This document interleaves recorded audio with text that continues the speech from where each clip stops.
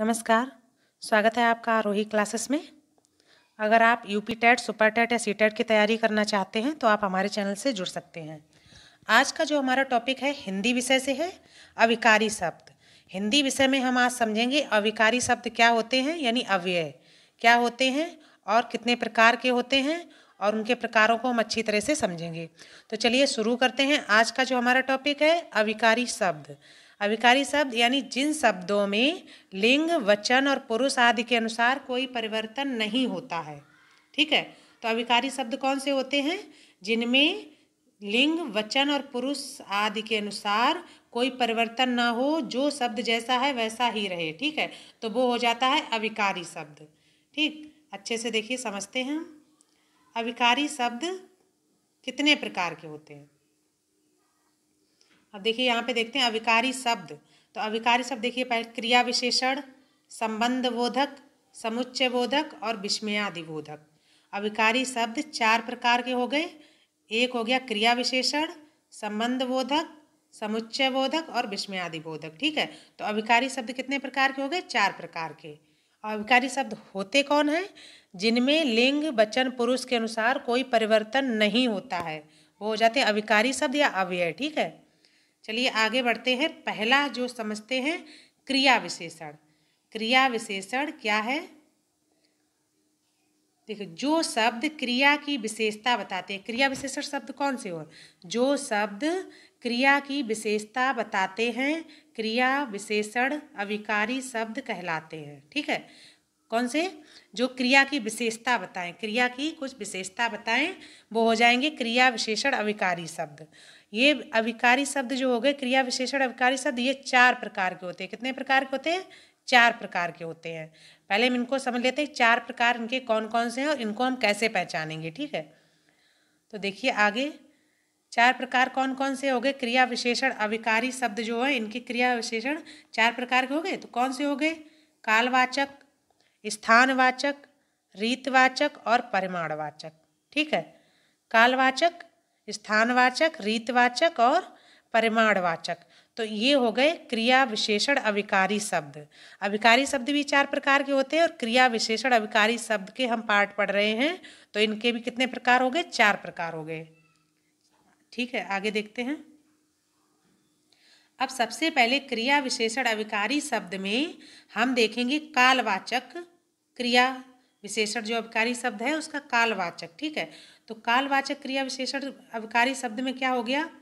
क्रिया के साथ कब का प्रश्न करने पर जो उत्तर मिलता है उसे कालवाचक क्रिया विशेषण कहते हैं। ठीक है, जो क्रिया के साथ, यानी क्रिया है उसके साथ हम किसका प्रश्न करेंगे? कब का प्रश्न करेंगे, और कब का प्रश्न करने पर हमें उत्तर जो मिला वही हमारा क्या हो गया? कालवाचक क्रिया विशेषण शब्द। किसका प्रश्न करेंगे हम? कब का। तो कब का प्रश्न किस तरीके से करेंगे? जैसे एग्जाम्पल से हम समझ लेते हैं, राम आज आया। ठीक है, क्या है? राम आज आया। अब हमने इसमें कैसे का कब का प्रश्न करना है? कब का प्रश्न। तो राम कब आया? आज आया। तो जो आज है ये क्या हो गया? क्रिया विशेषण, मतलब कालवाचक क्रिया विशेषण हो गया। ठीक है, तो ये क्रिया विशेषण का कालवाचक पार्ट हो गया इसका, कि कब का प्रश्न हमने किया तो आज जो है क्या हो गया? काल बच्चे समय बता रहा है। ठीक है, काल के बारे में बता रहा है, समय के बारे में बता रहा है, तो यह क्या हो गया? कालवाचक क्रिया विशेषण। ठीक है, क्लियर है। चलिए आगे देखते हैं। अब आगे जो हमारा दूसरा है, दूसरे में आ रहा है स्थानवाचक। स्थानवाचक हम किस तरीके से जानेंगे कि स्थानवाचक क्रिया विशेषण कैसे पहचानेंगे? क्रिया के साथ कहाँ का प्रश्न करने पर जब उत्तर मिले तो स्थानवाचक क्रिया विशेषण कहते हैं। किसका प्रश्न करेंगे? कहाँ का। कालवाचक में किसका करेंगे? कब का। ठीक है, और स्थानवाचक क्रिया विशेषण में हम करेंगे क्वेश्चन कहाँ का। कहाँ का प्रश्न करने पर हमको उत्तर प्राप्त हो वही हमारा हो जाएगा स्थानवाचक क्रिया विशेषण। स्थानवाचक यानी स्थान के बारे में बताना, काल यानी समय के बारे में बताना। ठीक है, तो देखिए अब कहाँ का प्रश्न करने पर एग्जाम्पल से देखिए कहाँ का प्रश्न करना है। कोमल लखनऊ गई थी, तो हमने क्वेश्चन किया कहाँ गई थी, कहाँ का। ठीक है, तो कहाँ गई थी? लखनऊ। लखनऊ, तो लखनऊ हमारा क्या हो गया, स्थानवाचक क्रिया विशेषण। ठीक, ये आप अच्छे से याद कर लें कि किस में हमें किसका क्वेश्चन करना है। जब हम क्वेश्चन करेंगे तो आंसर हमको मिलेगा, तो तुरंत हम समझ जाएंगे कि स्थानवाचक है कि कालवाचक है। कालवाचक में किसका क्वेश्चन करेंगे, कब का, और स्थानवाचक में कहाँ का क्वेश्चन करेंगे। ठीक है, आगे देखिए, अगला हमारा आ गया रीतिवाचक। ठीक है, रीतिवाचक क्रिया विशेषण। तो रीतिवाचक जो क्रिया के विशेषण, उसमें क्या करेंगे, क्रिया के साथ कैसे का प्रश्न करेंगे। किसका करेंगे, कैसे का प्रश्न। कैसे का प्रश्न करने पर जो उत्तर मिले, रीतिवाचक क्रिया विशेषण कहते हैं। जिसमें हम कैसे का प्रश्न करें और हमको उत्तर प्राप्त हो, तो वो क्या हो जाएगा, रीतिवाचक क्रिया विशेषण। देखिए, हम एग्जाम्पल के माध्यम से भी समझते जा रहे हैं, इससे आपको अच्छे से समझ में आएगा। ठीक है, अगर इस तरीके से हम सिर्फ पढ़ के परिभाषा बता देंगे तो आपको क्लियर नहीं होगा, इसीलिए हम यहाँ पर आपको एग्जाम्पल के माध्यम से समझा रहे हैं। तो एग्जाम्पल जैसे हमारा क्या है कि कैसे का प्रश्न करना है। रीतिवाचक क्रिया विशेषण में हमें क्वेश्चन क्या करना है, कैसे का। कैसे, गाड़ी अचानक रुक गई, तो गाड़ी कैसे रुक गई, अचानक। कैसे रुक गई, अचानक। ठीक है, तो अचानक रुक गई यानी रीतिवाचक क्रिया विशेषण हो गया। क्वेश्चन किसका किया, कैसे का। ठीक है, क्लियर है। गाड़ी अचानक रुक गई, तो गाड़ी कैसे रुक गई, गाड़ी अचानक रुक गई, तो अचानक शब्द आ गया। तो अचानक जो शब्द है वो रीतिवाचक क्रिया विशेषण की विशेषता बता रहा है। ठीक है, आगे परिमाणवाचक क्रिया विशेषण। अगला हमारा क्या हो गया, परिमाणवाचक क्रिया विशेषण। अब इसमें देखिए क्या है, जब क्रिया के साथ कितना और कितनी का, कितना या कितनी का प्रश्न करते हैं, तो उसमें जो उत्तर आए उसे क्या कहेंगे, परिमाणवाचक क्रिया विशेषण कहेंगे। ठीक है, तो हम क्या इसमें किसका क्वेश्चन करेंगे, जो हमारा एग्जाम्पल, उसमें हम क्वेश्चन करेंगे कितना और कितनी का। कितना और कितनी का जब हम क्वेश्चन करेंगे तो जो आंसर हमको मिलेगा वो हमारा आंसर क्या हो जाएगा, परिमाणवाचक क्रिया विशेषण। जैसे राम कम खाता है, राम कितना खाता है, कम। ठीक, अब यहाँ पे अगर हो जाए सीता कितना खाती है, तो सीता कितना खाती है, कम। ठीक है, तो इसी तरीके से हमने जब क्वेश्चन किया कि राम कम खाता है, और क्वेश्चन क्या किया, राम कितना खाता है, तो राम कम खाता है, तो जो कम शब्द है वो हमारा क्या बन गया, परिमाणवाचक क्रिया विशेषण है। क्या है, परिमाणवाचक क्रिया विशेषण। क्लियर होगा आपको। तो ये हमारे क्या हो गए, कालवाचक क्रिया विशेषण है ना, कालवाचक क्रिया विशेषण, ये हमारे सारे हो गए हैं। अब अगला जो हमारा आ गया, संबंधबोधक अविकारी शब्द। दूसरा हमारा जो है अविकारी शब्द वो है संबंधबोधक अविकारी शब्द। अब संबंधबोधक अविकारी शब्द किसे कहते हैं और कैसे पहचानते हैं, यह हम समझते हैं। तो संबंधबोधक अविकारी जो शब्द हैं, किसी वाक्य में एक संज्ञा का किसी दूसरी संज्ञा के साथ संबंध बताने वाले शब्द जो होते हैं वो संबंधबोधक अविकारी शब्द कहलाते हैं। ठीक है, कौन से संबंधबोधक कहलाते हैं, जो किसी एक संज्ञा का दूसरी संज्ञा के साथ संबंध बताते हैं।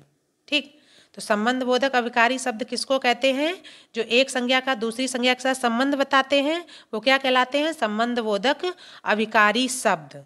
ठीक है, अब यहाँ पर देखिए हम समझते हैं कि किस तरीके से।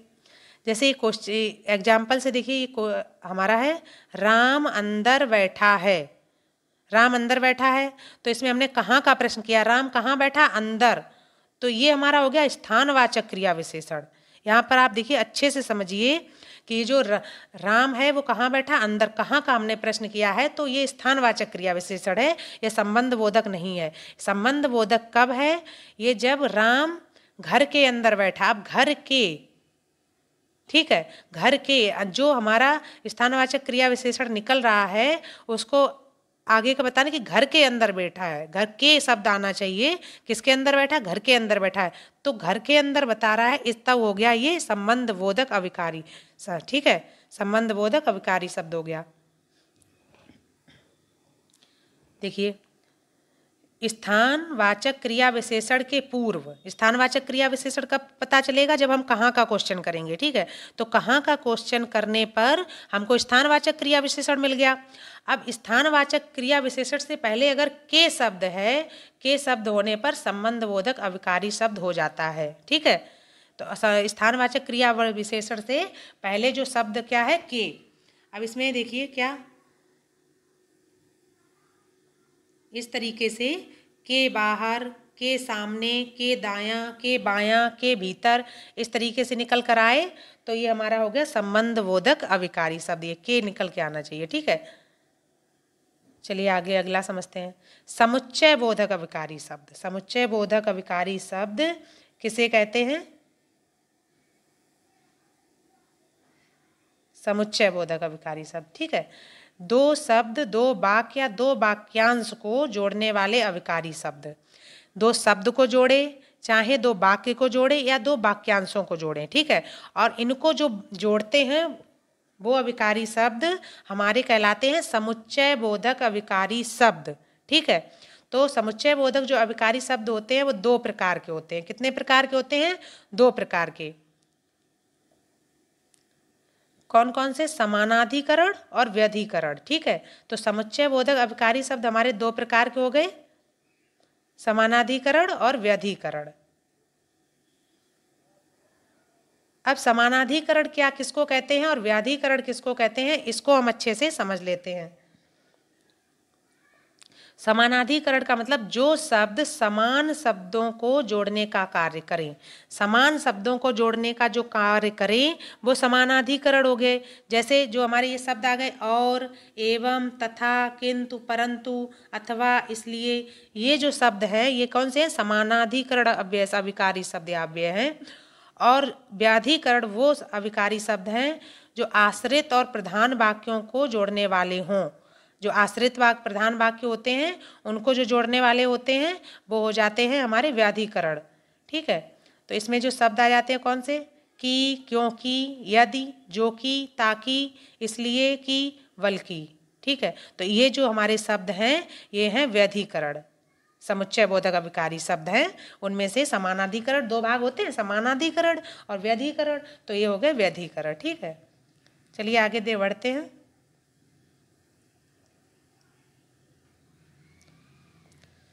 अब हमारा अगला आ गया विस्मयादि बोधक अविकारी शब्द। विस्मयादि बोधक अविकारी शब्द।